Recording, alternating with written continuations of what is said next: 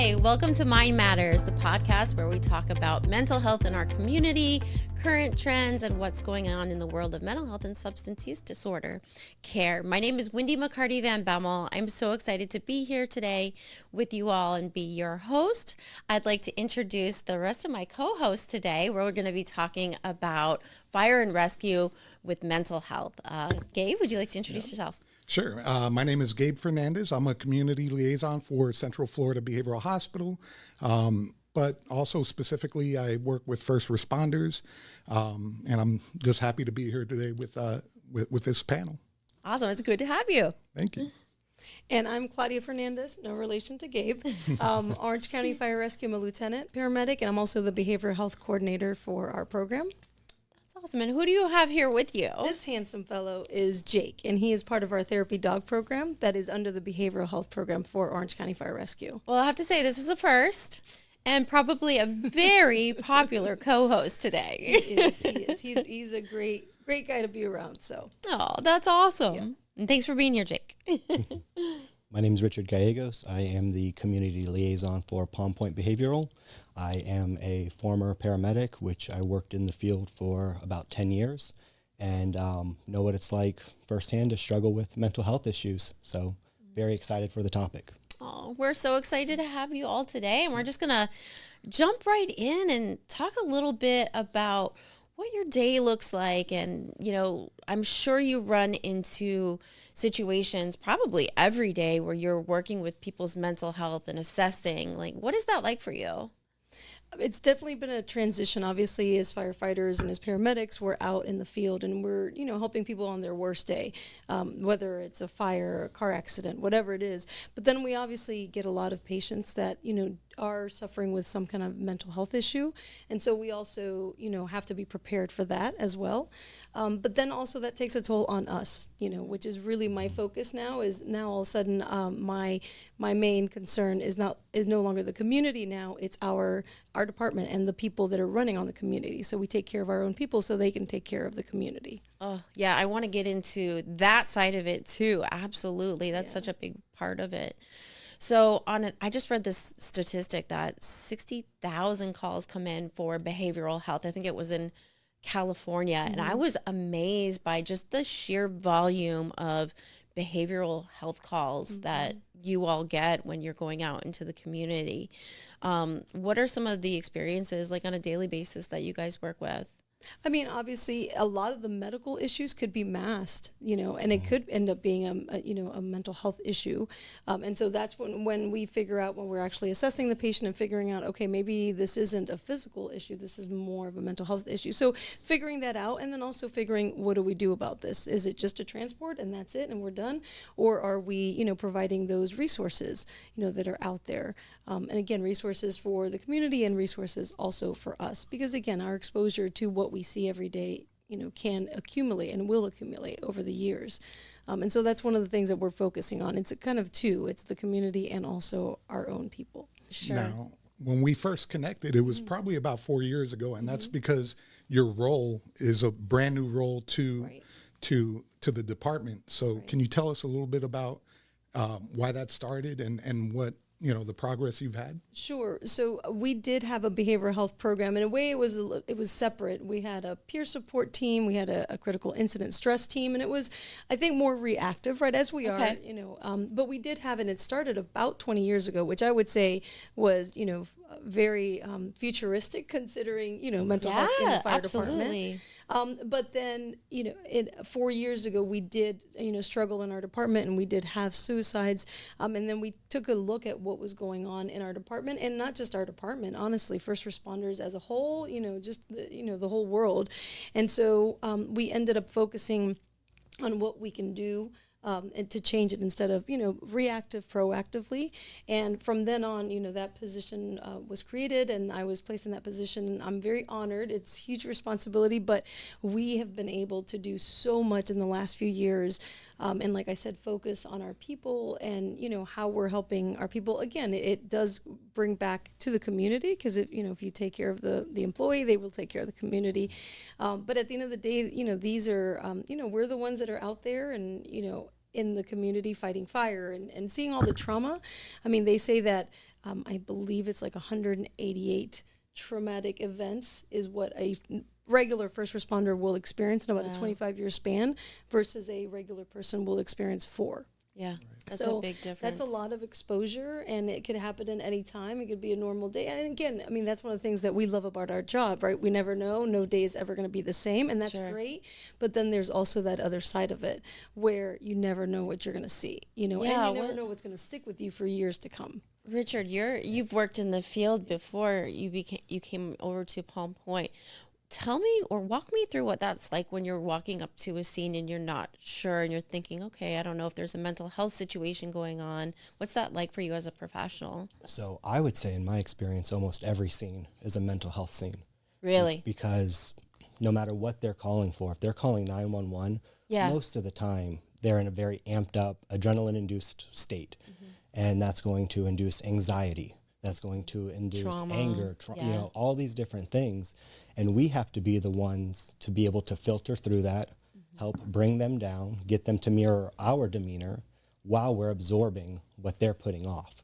Right. So a lot of times, even if it's not 100% specific to behavioral health, you still have a lot of those aspects on every single call. Wow. So, for example, if a wife is calling for her husband who, just passed out, she's in a very heightened state. That's all anxiety. That's all adrenaline talking to you. Yeah. So trying to bring her down to get the pertinent information while you're still trying to show compassion without mirroring her level of anxiety, it takes a lot. Yeah. And I think a lot of us will develop almost this character-like demeanor to where we almost have to disassociate or disconnect with what we're dealing with and allow our training and our knowledge to run the call, just so we tend to not absorb as much of what they're putting off. And what happens is we get so good at doing that, I think a lot of it almost translates into our own personal lives, to where we start to feel very disconnected. We start to feel, borderline numb. And, we wake up one day and we realize, man, I haven't felt happiness in a very long time. And, it's frustrating because you can't put your finger on exactly where everything went wrong. You just know that you're not the person you were 5 or 6 years ago, 10 years ago. And, everybody around you has noticed it for a long time. It's almost like you're the last one to realize because you've been in that character for so long. And it's just a defense. Yeah. It's a body, your body's probably natural defense too, to compartmentalize, just to be able to handle that amount of trauma, because that's really what it is. You're seeing traumatic events over and over and over again. So what are some of the resources for our EMTs, for our fire and rescue professionals? Well, I think nowadays there's so many more than there were before, right? And I think for first responders and for anybody, I think everyone wants it to be specific to them, right? Okay. It's very important that, if someone is selling me something, I want it to be specific to me and to what I do. Sure. And firefighters and, first responders, dispatchers, cops, we're all very different in what we do, compared to everyone else, right? All the exposures and everything. So when we do see a resource that is specific to us, it's, it's more inviting to us, right? At the end of the day, we should be getting the help, and if it is, geared towards us, it's even better because there is that understanding, know. But there's so many different resources, and kind of figuring out what the resources are is so important for us, especially, in my position as the coordinator, figuring out when we have a situation, what are the resources we're going to use, because it's not the time to figure out like, okay, what's the number again? Sure. So figuring out, what are the crisis centers, what are the long-term, what are the outpatients, and just kind of learning that before you actually need it. So that way you are a liaison. At the end of the day, we're not clinicians. We're not pretending to be, but we know some really good ones. And so that's really the trick, is just figuring out when we have a situation, who is it that we're going to send them to, provide them, access to it, which is one of the most important things, because people may not want to reach out, especially at work, even though issues may or may not be related to work. You still may not want everyone in your business at work. Yeah, I think that's normal. Right? We live with each other, so there's a lot more that goes on. We get to know each other. But at the end of the day, you may not want, anybody to know. So giving making, those resources, making those resources available, to the department without having to go through anyone. So, we have QR codes, even on my shirt. It's a mental health. I love It's a mental health shirt for the month of May, which is why I'm wearing this. But one of the things is we have our, a website, firestrong.org, and that's where we have all of our resources up to date. So once we go and we vet the resources, we have them on this website. So that way someone can just access it. Their family members can access it. There's also, a 24/7 clinician that's available to them through the Firestrong website. So again, it's just being able to provide the resources. And again, if nobody wants to call us or involve us, that's okay, but they have access to them. I know there are certain clinicians that can go through a special training. Can you talk to us about that? Right. So that's, they're calling it to become culturally competent, right? And so there's certain clinicians that can go through a program, which is through UCF Restores, and they put them through a 2-day program. And they're able to, the first day is more clinical, and it is, provided by UCF Restores. And then the second day is more hands-on. So they get to go to the fire grounds, they get to wear our gear all day, they get to, pull a dummy out of a fire, and they get to, be in a smoky room and in a maze, cut up cars, pull hose, whatever it is that, we do. And then just as we're there, as well as the firefighters, explaining to them, this is kind of what it feels like. This is what it looks like. This is what it feels like to even have your gear on all day. 24 hours of doing this. And granted, not every 24 hours is a Chicago fire, episode, like a lot of people think. But then there's the reality of, you will literally, deliver a baby, and then 30 minutes later, you're working a code on someone. Wow. So you literally, and I have seen that a couple of times in my 24 years, where, in one shift, you will see death and you will see life all in one, which is quite interesting. But going back to that, that program is incredible that is offered, because then the clinician becomes culturally competent. So that way, when we go and we sit with them and talk to them, we're not spending the first few sessions explaining what we do and what are the difficulties of our job. We can get right into whatever the issue is specific to that person. Yeah. So it makes the firefighter a little bit more comfortable with going to someone that understands us a little bit. For sure. Yeah, and having programs like that and having positions like yourself is so incredibly impactful. I know for me, when I finally had to ask for help, I was at my lowest point in my life, hands down. I was terrified, I was scared, I was angry at myself. I had no idea where to go for resources. Yeah. A lot of us don't ask for help because, the resources that were available to us back then are the same ones that we would take patients to. That makes sense. And a lot of times, we're here to protect the community, right? Serve and protect. And, just like law enforcement, we feel like we have this debt to society, and we're there to protect them and help them. You have to be the strong one at all times. Yeah, we don't, we're the people that people call for help. Right. Right. So with that, sitting in groups and talking to people that, you might be sitting across from somebody that you've transported. Yeah. Right. And it's not that you feel that you're, different or, better or anything like that. No. But a lot of times we don't want to tarnish how people see the first responders. How did it feel that first time to be vulnerable? Oh, it was, my hairs are standing up right now because it really is. It's liberating, but terrifying at the same time. Yeah. It really is. And, back then I didn't have resources like this. And having that cultural competency, how do you explain to somebody what it's like to run 10 calls in a row to where it's almost abuse of the 911 system? They don't need, fire EMS. They don't, most of them, it's a lot of them, I dare to say, may not even need a doctor. Okay. But, they're so ingrained in calling 911, and you're showing as much compassion as you can. But then that 11th call, it may be a pediatric drowning. It may be a gunshot wound to the chest.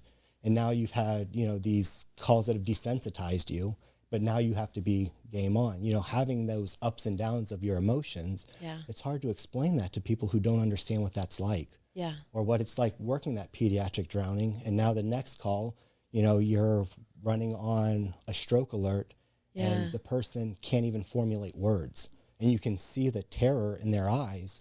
And now you're absorbing that. So having the cultural competencies, having, programs and resources that understand, You know, those barriers that we have is key. Can you walk us through what a typical day was like for you?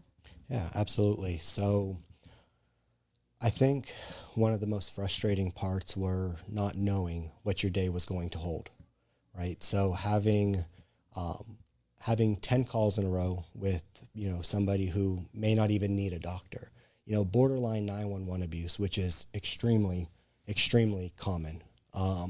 You know, trying to show the compassion that, you know, you have to and that they deserve. But then on that 11th call, you're going to a pediatric drowning. And then you're trying to switch from this disassociated, this, you know, okay, going through the motions, you know, provider to it's game on. And, you know, then trying to come back because that 12th call may be another 911 abuse, right? Or it may be, you know, somebody who has a stroke alert and the wife is screaming and you're looking at him and you can see that he's trying to talk, but he can't get words out. And you can see the fear in his eyes, and being able to just go back and forth between those emotions without having it affect you is unreasonable. You know, I think. Do you talk together about it? I'm curious. So when I was in the field, we felt that collectively you're doing okay if you can joke about something. Yeah. If you can find that dark humor, if you can laugh it off, or if you can, you know, and you're not laughing at the patient. Of course not. You're finding something to help deflect from the heavy that you just dealt with. So you always felt like if you could laugh about it or find something entertaining in it, then you're doing okay. When in reality, that's the exact opposite. Yeah. I always look at those laughs as almost like a plunger, just plunging everything in and packing it tight. And it gives you this false sense of security that, okay, well, I'm doing fine mentally. This isn't affecting me. But yet you get off work and, you know, you don't know how to connect with your family again, right? All you know is sarcasm and cynicism because, again, it's the mask you're wearing. And a lot of people think that we have one of the best schedules in the world. You work 24 hours, you're off 48. You know, every day is a Friday or Monday, you know, however you want to look at it. But people don't realize that you need 24 hours to decompress. And then that next 24 hours, all you can think about is a shift coming up. And, you know, you almost live in this constant state of decompression to anxiety, decompression to anxiety. And then they just blur so much together that it's constant anxiety. But again, you can laugh at it, so you're doing fine. When really you're just tore up inside. You don't know which way's up. Those are some of the more, I guess, challenging events and I guess issues and traumas that come with it. Are there any what makes your job rewarding? Is there anything that makes you, you know, proud and when you get dressed and you suit up? There's a lot of those days, honestly. I mean, whether in the field, I mean, obviously helping our community in whichever way. Of course, when you get the saves, or even if it's not the save, even if you just change that person, you made their day better by showing up and helping them do whatever. That's enough. You know, they fell out of the bed. It's nothing life threatening, but yet you changed their whole day just by, you know, being kind and helping them and, you know, and all that.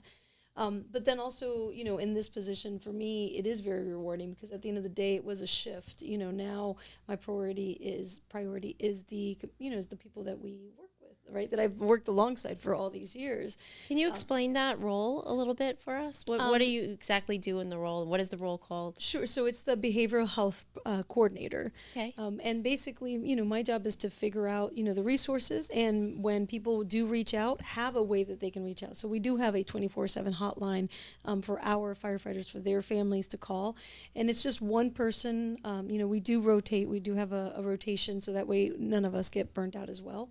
And you're able to call that number, and whether it's, hey, I don't know how to log into our insurance, I don't know how to get a clinician, I just want to talk to someone, just anything, it's just one number where they can reach out to. And is that for all fire and rescue or Orange County? That's or? for all of our fire departments. Fire so departments. we've opened it up to everybody: support Okay. staff, mechanics, dispatchers. That's firefighters, amazing. Everybody. We're all part of this And what's the family. phone number? Well, that's our no. That okay. number is for our department. I gotcha. Because it's specific Okay. to our to our resources and to our personnel. But then once they're able to call, it's just one place that they are able to. We can at least divert them to where they need to go. So again, that's where we would it gives us the opportunity to let them know, okay, you're in a crisis. This is where we need to go. Sure. Or you probably need outpatient. Let's go ahead and get you an assessment done here, and they can provide that. So it's also then on the other end is figuring out what those resources are. So that's another part of my job is where I met Gabe as well, is figuring out the different resources out there, what they provide, and how they can help us. And so just kind of putting all of that together, and then in the middle is changing that culture. I think that's the hardest part, and especially, like I said, I've been on for 24 years, and I've seen a difference where, when I first started, it was suck it up, buttercup. That was basically it. And if you couldn't handle it, then go find a job somewhere else. And I think that has changed a lot, and it definitely has changed in the last few years where we're talking about it now. Like, we're actually talking about it where before we weren't. I mean, we're wearing T-shirts, for the whole month of May. We've been able to do a training. So we do a training every year now. We're going into our third year now, where we take the units out of service for 4-hour blocks, and we're able to basically just talk about mental health. And of course you think, oh, no one's going to want this. We're going to get stuff thrown at us at the class. But to be honest with you, the first time we did it, people were so thankful. Like our crews, our personnel were like, thank you for doing this. We've needed this for so long, but no one was talking about it. And I think that's honestly the hardest part of my job is, trying to help that or change that culture. It's almost kind of like, turning a cruise ship around. It's going to take a little bit. It does. It takes a while. But, we're bringing in the retirees, that have left. They've reached out to our program. They have that number, and they're able to reach out and say that program didn't look like that when they were there, but now it's something that now they're being affected. So when you're supposed to be retired and just relaxing, enjoying, that retirement, now they're having the nightmares. Now they're having, and they don't know where because to go. we've never unpacked that trauma. Of course. But now we have, they can come back to this. That's fantastic that it's open to them as well. Oh, absolutely. We've opened the training to them, the number, the resources, anything that we do, the T-shirts were sent to them. So we're trying to involve everyone. And then on the beginning, the recruits, that's just normal now. Now, as soon as you come in and we have a recruit class, it's normal. That's going to be the class that you get 6 months from now. They get checked in on, make sure, that everything, that they still know how to access, the number and all the resources. That's so great. We are trying to get the very beginning and the end and then everyone in the middle.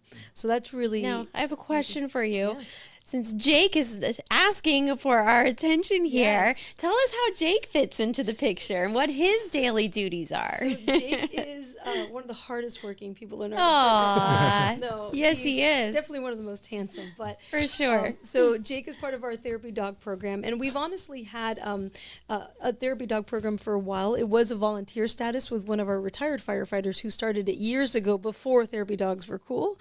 I don't know if they were never not cool, but she started it a long time ago.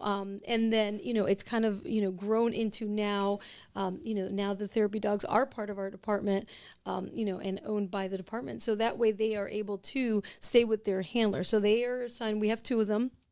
That are full-time, and the other ones are volunteers, but together they do create that therapy dog program. So the 2 that are, with the department, they do have a primary handler, and they both stay with them at the station. So on their 24-hour shift, they go to them, at the station, and it's great for, we have 45 stations, so of course there's a couple stations that are jealous that they don't have a dog, right? Sure. We all wish they had a dog.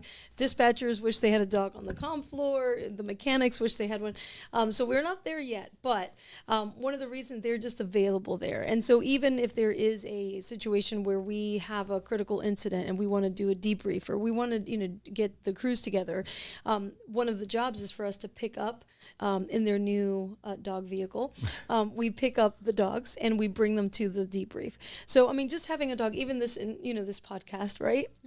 Just having him here is just, it kind of brings the guard down. And we brought all of the dogs to our training so that, of course, course, nobody wants to be at training, but you have a dog, you're kind of talking, you make it a little bit fun, right? Mental health is not fun to talk about, but it's something we have to talk about. So if we make it somewhat entertaining, somewhat relevant in how we learn, then I think people are more open to it. And there's something healing about petting a dog or just having a Absolutely. dog lay I'm his feeling head it on right your now, lap. yeah. That just, Absolutely. Yeah. And I mean, they say that I'm not going to get the number right, but I believe between 6 and 12 minutes of petting a dog, really, it lowers your heart rate, your blood pressure. Oh, So, I cool. mean, there's scientific facts, that do, back that up as far as petting. Of course, if you're terrified of a dog, that's probably not going to work for you. Yeah. So we do understand, therapy dogs, it's not for everybody, but we also, that's one of the things that we're trying to do is have different resources for different people. Not everyone is going to enjoy the dogs. That's okay. But then we're trying to do other things, whether it's the yoga, whether it's the classes, just having those resources available.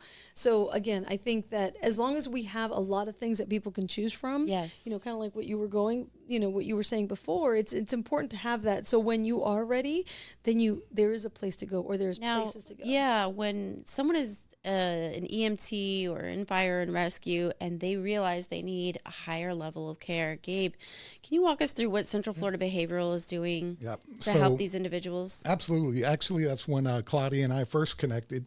And what we do is, originally we wanted to have programming for first responders, but that kind of never really happened. So now what we have is protocols to keep the first responders safe and anonymous. So what we do is we'll meet we get called, we'll meet the first responder at an employee entrance. From there, we'll bring them to a conference room away from our admissions area. That way, we minimize the chances of them running into another first responder or maybe a client or patient they've worked with. Then from there, we perform the assessment in the conference room. More than likely, at that point, they're going to be admitted because they're brought in either through a chaplain, peer support, or like some kind of supervisor.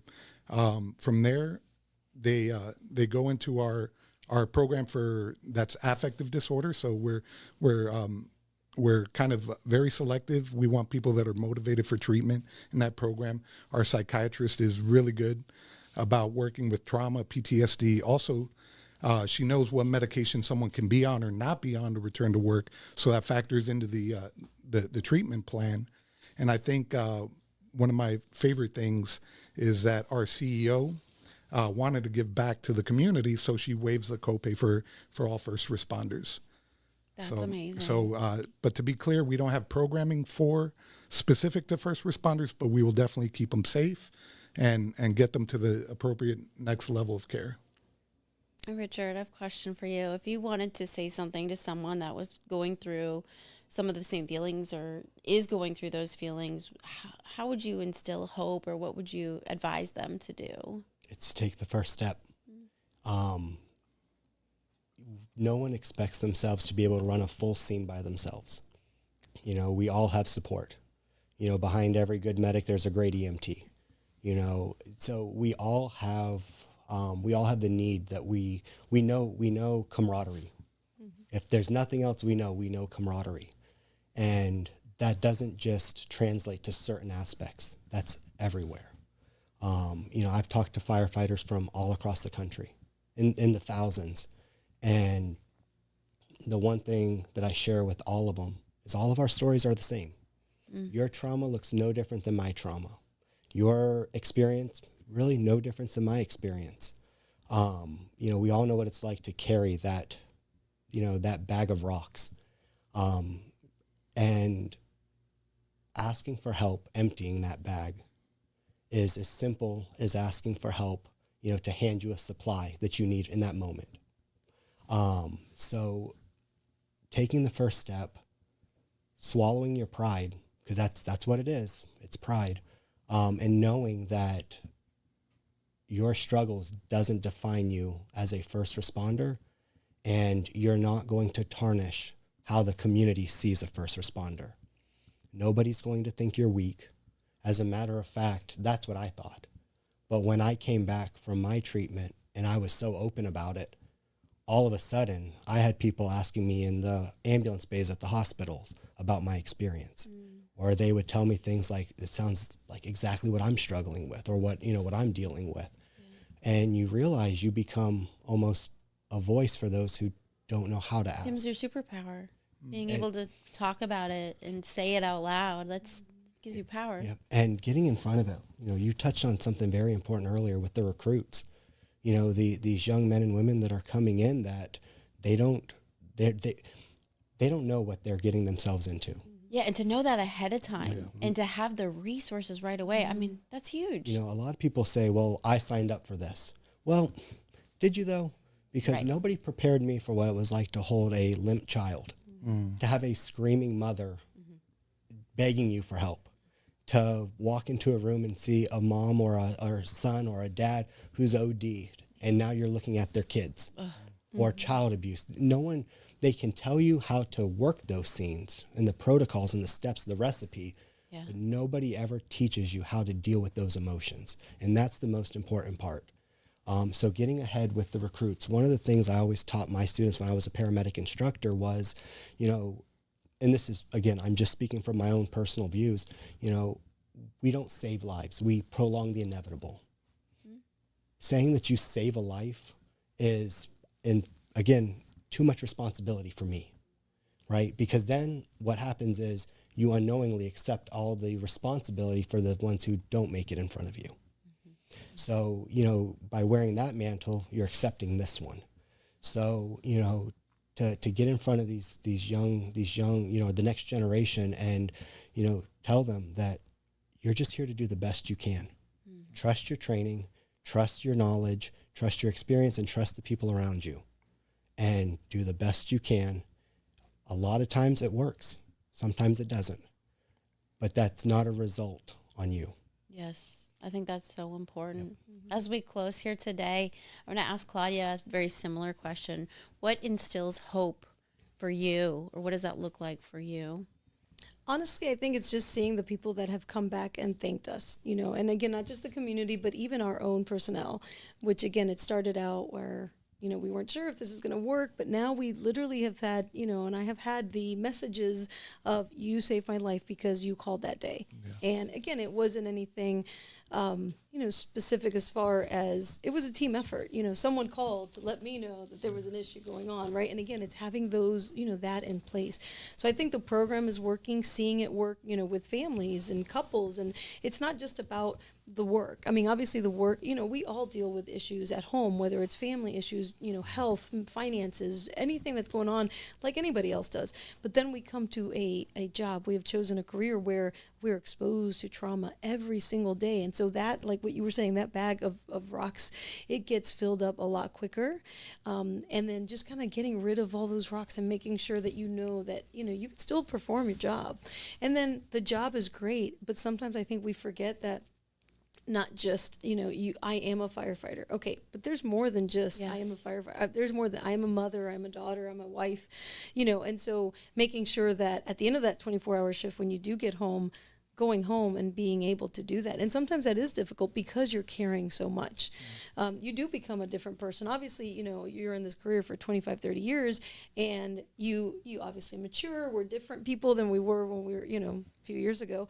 But then you also, all the different experiences. And I try to explain to my kids why they are not allowed to go to the beach by themselves. Why am I so overprotective? Yes. And I have a 16-year-old, which I'm able to tell now and explain to him why. And he's like, really? And I'm like, yeah, that's why you can't. He's like, okay, I understand now. Now he doesn't like it, but he understands why. So that's one of those things that it does change you, you know, it does. And you're right. Sometimes you become that, you know, you have to become almost numb because if not, it just hurts too much, you know, and that goes for both, not just the good. I mean, the bad you don't want to feel, but then you start not feeling the good either. So it's just realizing that there is help out there, whether it's through the department, you know, through the union, through your church, through whatever support system. It's really important to find what works for you. Yeah. And that's going to look different. Yeah, for for everyone. everybody. It's going to absolutely look different, but knowing that there are things out there, and just, you know, trying to, you know, that olive branch is going to be extended. You just kind of like Richard had said, you have to be that, you know, that first step is the hardest. Is, you know, when we're rappelling off of a building, that first step, that first getting, okay, it's scary. That's the scariest. And then just gotta get the words out. Okay, this is pretty. This is okay, you know, and just knowing that you're not going to do it alone. That's beautiful. I can hear the enthusiasm in your voice when you talk about this, and I've seen all the progress you've made in a little bit of time. So in my mind, you're like the perfect person for this role. And we've talked about it before, that mental health in a lot of ways is a calling. So can you tell us what kind of made you get into this like niche field? Well, I've always been part of the peer support team as far as I can remember, right? And it was one of those where when I first started, there was no team. And then I remember having, one of those calls that just kind of rocks your world, right? I had a vision of, it wasn't Chicago Fire, but it was very similar. And I was like, oh, this is what I'm going to do. My first entrapment, I'm going to go and I'm going to be in there with the patient and I'm going to talk to them and they're going to come and they're going to bake me a cake because I was so great, right? So, like, I had this vision of what was going to happen. Sure. And my very first, entrapment call, we had 2 people that were already dead before we arrived and we had to extricate one. And I was like, wait, who's going to bake me the cake? Like, hold on, this is not what I was envisioning, right? And just hearing, even, after that night, just realizing that, that kid just lost his mom 2 days before Christmas, and even years later, I remember where it was, what it smelled like, what it felt like, how cold it was that day, like all the details that, just marked that day.